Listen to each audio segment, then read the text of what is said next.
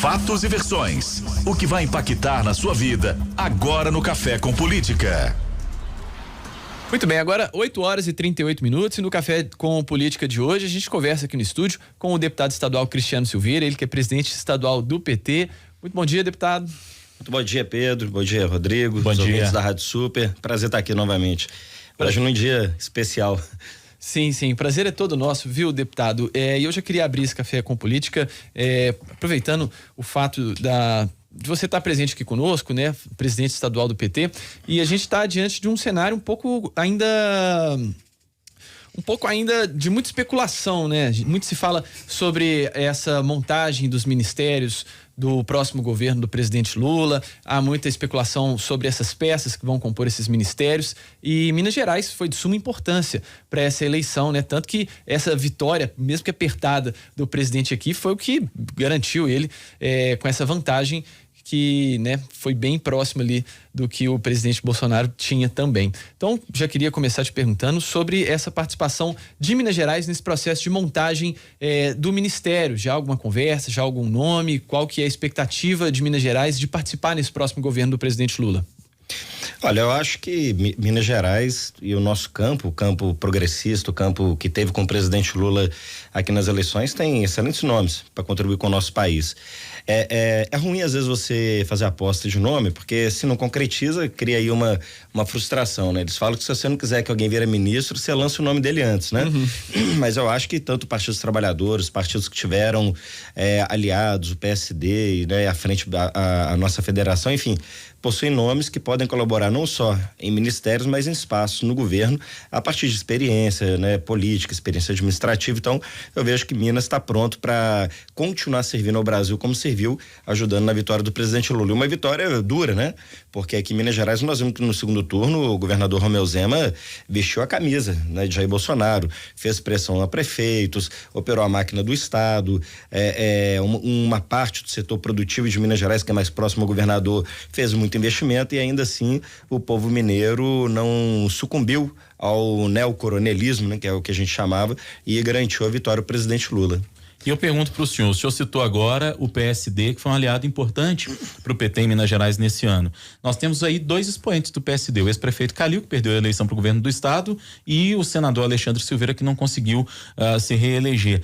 Talvez entre esses nomes de Minas Gerais que podem eventualmente ocupar o ministério do presidente Lula, estejam esses dois nomes cotados? Eu acho que sim, são dois quadros do PSD que o Calil já demonstrou que tem capacidade administrativa, né? Por isso a reeleição dele tão expressiva como prefeito, e o próprio Alexandre, que já teve uma experiência inclusive no governo do presidente Lula, quando foi diretor-geral do DENIT, agora uma experiência também a partir do Senado, pertence a um partido grande, né? Que acho que terá um papel fundamental na construção de uma base pro governo do presidente Lula. Então acho que são dois nomes preparados, igual eu não vou antecipar fazer aposta de nomes, porque, né? Caso não aconteça, mas são pessoas que estão, penso eu, né? Não os consultei, não estou falando aqui com procuração, mas acho que se houver um convite do presidente Lula e eles aceitarem, poderão contribuir muito com o Brasil. Bom, e falando agora um pouquinho do cenário estadual aqui em Minas Gerais, o senhor, né, vai fazer parte da oposição ao governador Romeu Zema, né, a partir do próximo ano, e eu queria te perguntar como é que fica essa situação eleitoral mesmo, porque você citou, né, sobre essa participação do Zema, o próprio Alexandre Silveira levou o nome do governador Romeu Zema para o Senado naquela CPI que vai apurar o assédio eleitoral, e isso também vai ser discutido na Assembleia. A Assembleia pretende levar a cabo essas denúncias que foram feitas durante esse processo eleitoral de 2022? Olha, eu acho que o governador Romeu Zema, ele ultrapassou uma linha que saiu do campo somente da escolha política dele, por Jair Bolsonaro, e entrou muito até no campo pessoal, quanto o presidente Lula, quanto o Partido dos Trabalhadores, termos como PT-fobia, né, cunhado por ele. Uhum. Então acho que ele tinha todo o direito democrático de exercer o apoio a ele, mas eu acho que a forma que o fez ultrapassou alguns limites que não são razoáveis. Agora, se ele cometeu algum tipo de crime, como por exemplo, a CPI propõe investigar de assédio, isso precisa ser apurado, precisa ser esclarecido. É evidente que isso não implica nenhum prejuízo a Minas Gerais em termos do apoio ao presidente Lula, ao nosso estado. O presidente Lula reafirmou isso várias vezes, o povo mineiro entendeu, o povo mineiro acreditou e nós vamos trabalhar para isso. Agora, é evidente também que o governador também precisa fazer uma avaliação. Se ele quer esticar a eleição, como eu tenho visto alguns vídeos dele, ainda continuando atacando o Partido dos Trabalhadores, ou se ele quer colocar Minas no eixo central do processo político, né? Se o desejo dele é ser candidato a presidente daqui 4 anos, ele precisa reajustar um pouco o seu posicionamento, porque a primeira derrota dele foi agora, que ele juntou com o Bolsonaro, usaram uma máquina poderosa e o presidente Lula derrotou os dois aqui. Então eu acho que o papel de governo passado da eleição é governar, cuidar das pessoas. E ele parece que ainda não desceu do palanque. E nós lá na Assembleia estaremos vigilantes. Eu acho que a eleição aqui no Legislativo mostrou muita força do nosso campo. O Partido dos Trabalhadores sai de 10 para 12 deputados e deputadas. A federação elege 17. Se for considerar só partido de esquerda, nós estamos falando de 20. Se eu for imaginar que o PSD venha compor conosco, que pode vir o PSB e outros partidos desse campo, nós vamos ter um bloco bastante expressivo. Então, acho que o governador também tem que compreender isso, que o povo mineiro elegeu um conjunto de parlamentares que tem um perfil muito combativo e acho que nós não vamos aceitar nenhum tipo de autoritarismo também em Minas Gerais, não. Ele está gostando muito de se identificar com o Bolsonaro na forma de fazer política, né? Mas aqui em Minas, não. Deputado, o senhor disse que o presidente Lula, obviamente, não vai retaliar Minas Gerais em função da campanha muito intensa, vamos chamar assim, que o governador Zema fez pro atual presidente Jair Bolsonaro. E eu queria falar a respeito do metrô de Belo Horizonte, porque me parece que PT e Bolsonaro têm visões muito distintas daquilo que poderia ser feito. E não sei se estou certo nessa análise, né? Não custa lembrar que a gente vai ter o leilão e a privatização da CBTU aqui em Belo Horizonte para que haja a obra da linha 2, enfim, a ampliação do metrô em Belo Horizonte. E essa foi uma medida tomada pelo governo Bolsonaro.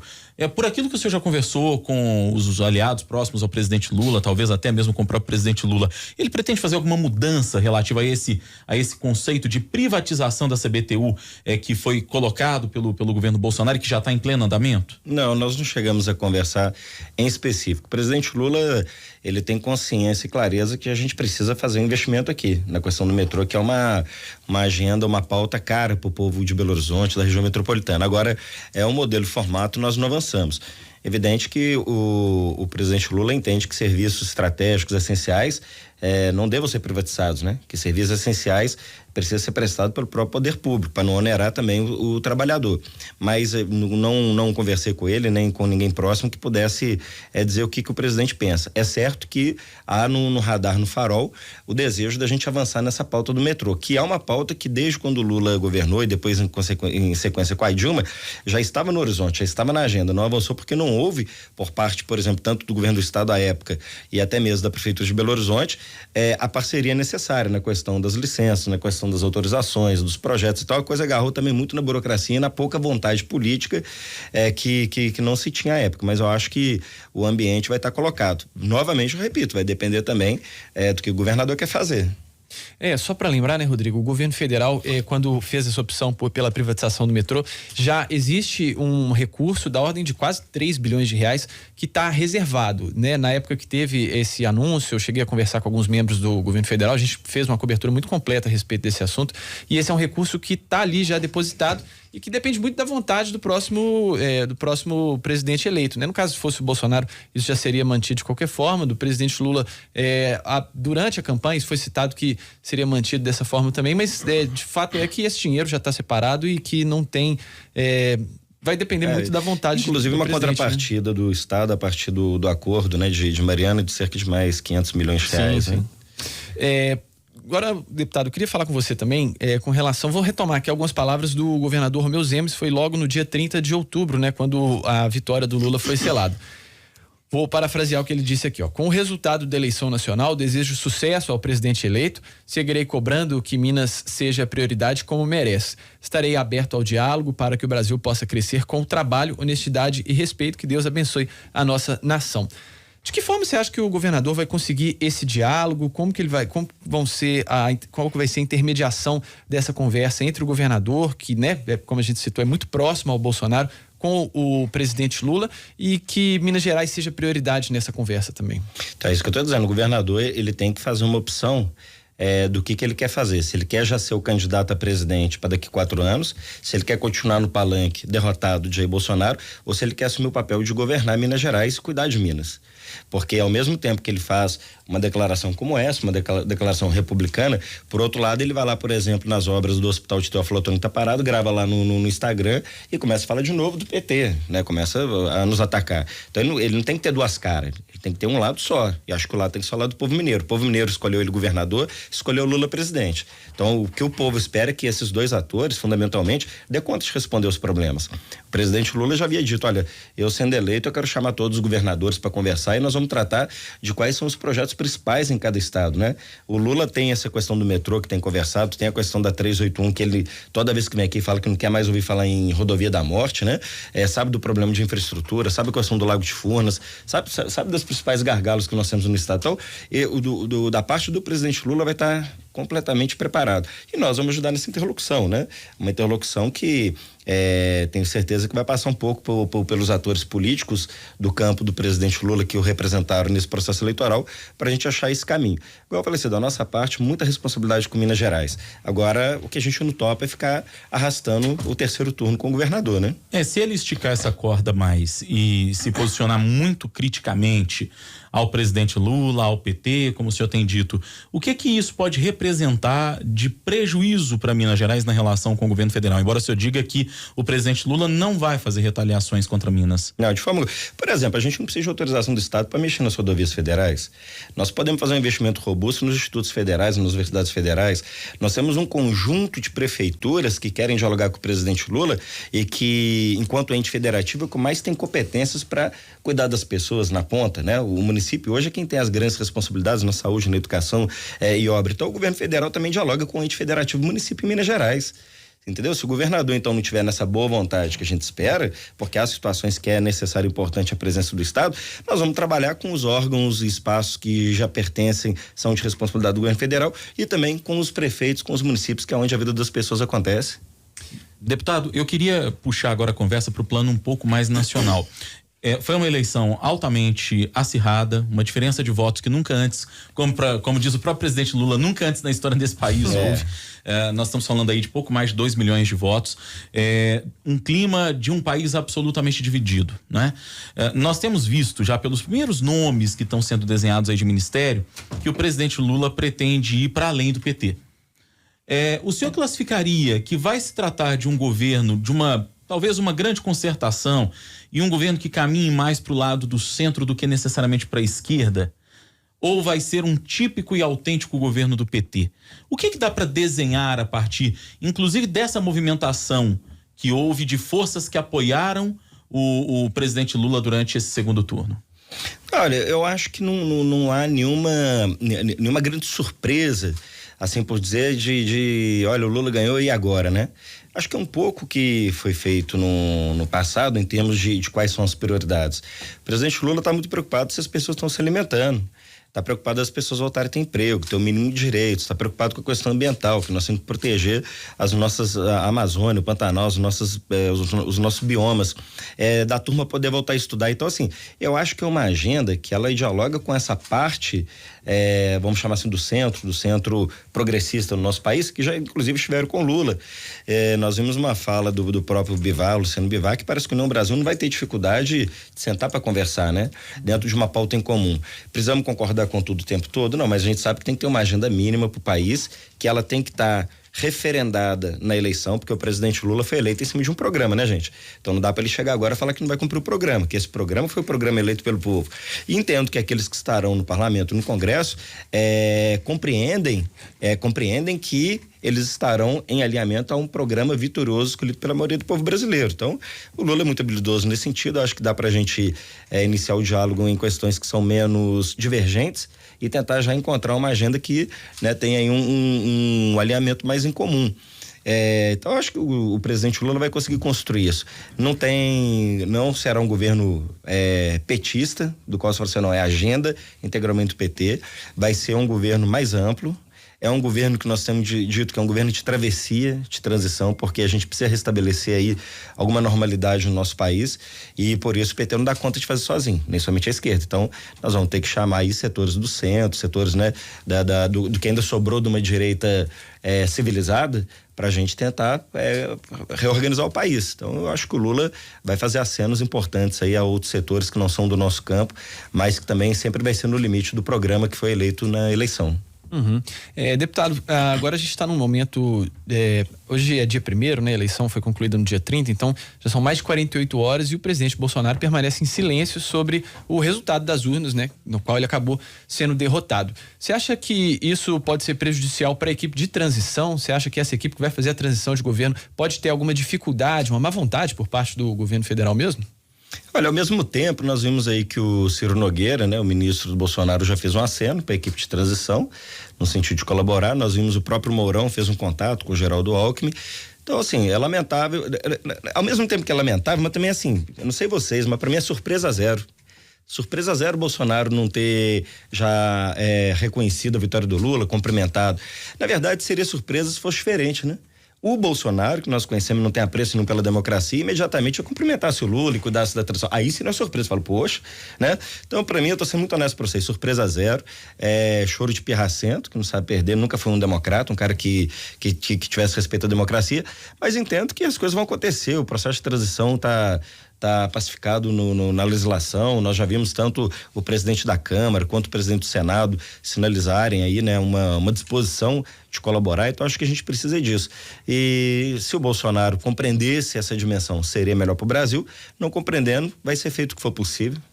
Ô deputado, como é que o PT e o presidente Lula vão lidar com essas manifestações que envolvem, por exemplo, setores mais ligados às corporações policiais, às forças de segurança?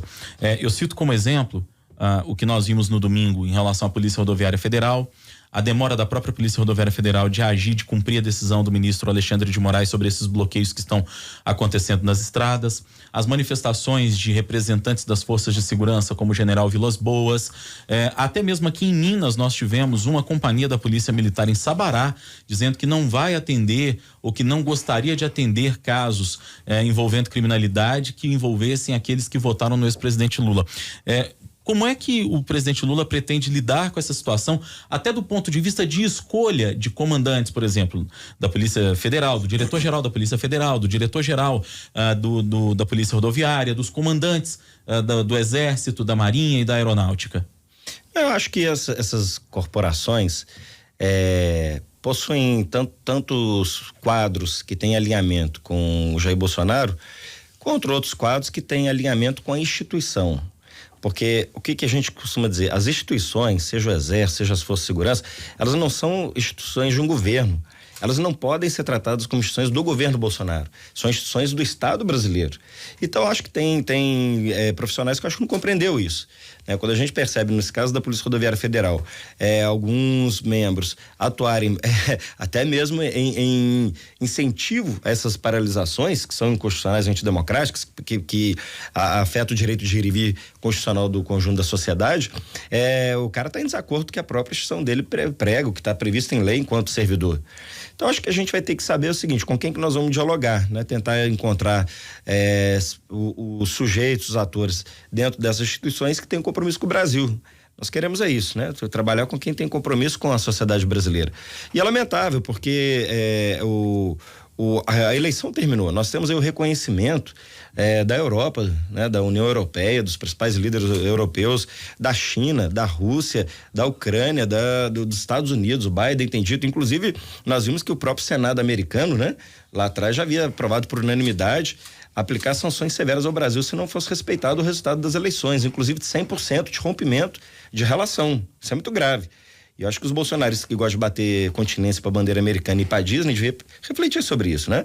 E do ponto de vista também econômico do país, haverá prejuízo. Então, você tem as principais lideranças mundiais reconhecendo, todo o continente da América Latina, a Câmara dos Deputados, o Senado, o próprio Judiciário, vários governadores, inclusive aliados de Jair Bolsonaro, como o governador eleito por São Paulo, né? Que, por incrível que pareça, foi até mais inteligente do que o próprio Romeu Zema aqui, né? No sentido, não, nós vamos trabalhar com o governo federal. Então, eu acho que É algo que vai se arrefecer nos próximos dias. O Alexandre de Moraes já adotou aí algumas posições mais duras com relação, por exemplo, ao bloqueio das estradas. Inclusive, parece que alguns trechos estão sendo liberados, inclusive perto da Regap, parece que já liberou agora há pouco, né? E também alguns estados do Nordeste, os governadores foram mais firmes. Agora, o governador também tem que atuar, né? Não dá para o Alexandre de Moraes, ele notifica os governos estaduais para que as forças de segurança também, as polícias atuem com prejuízo aí de sanção e punição por prevaricar nesse momento. Então, eu acho que é isso que a gente precisa. Tem que arrefecer esse movimento. É um pouco, ainda que do ponto de vista da democracia, antidemocrático o ato, mas a gente sabe que há aí uma insatisfação de setores, mas tem que arrefecer, tem que voltar a estabelecer a normalidade. O Supremo já está tomando as medidas, eu acho que é isso, vai se resolver. E daqui a pouco nós vamos tocar a vida para cima. O presidente Lula sabe, não dá para ter dois Brasis, a gente não vai unificar agora. Você não unifica o Brasil no dia 1º. Você não vai unificar ele nem no dia 1º da posse do Lula. Há um tempo a ser considerado para que a gente consiga fazer com que, pelo menos aqueles que querem, né? Aqueles que querem, não vai ser todo mundo, mas que a gente comece a ter aí um movimento mais de pacificação do Brasil. Mas eu estou muito otimista, eu acho que a gente vai encontrar um caminho bom, porque o Brasil não aguenta mais, né, gente? Você quando tá no fundo do poço, você tem dois caminhos, você fica lá, você começa a subir de volta, né? E acho que nós vamos subir de volta. Exatamente. Muito bem, deputado. Agora 8h59 e agora é hora de bate-pronto. No Café com Política. Hora do bate-pronto. Você já conhece o quadro? Perguntas objetivas, respostas objetivas. Combinado? Combinado. Para começar, maior desafio de Lula? Unificar o Brasil. Prioridade de Lula para Minas. Enfrentar a fome, a miséria e a infraestrutura. O silêncio de Bolsonaro? Previsível. Os bloqueios dos caminhoneiros. Desnecessário. A postura do TSE durante a eleição? Firme. Lula, um novo governo à esquerda ou ao centro? Um novo governo progressista. Cristiano Silveira, deputado estadual, presidente estadual do PT, nosso convidado de hoje aqui no Café com Política. Deputado, prazer recebê-lo. Muito obrigado pela visita. Estamos aí sempre à disposição. Obrigado. Obrigado, viu, deputado?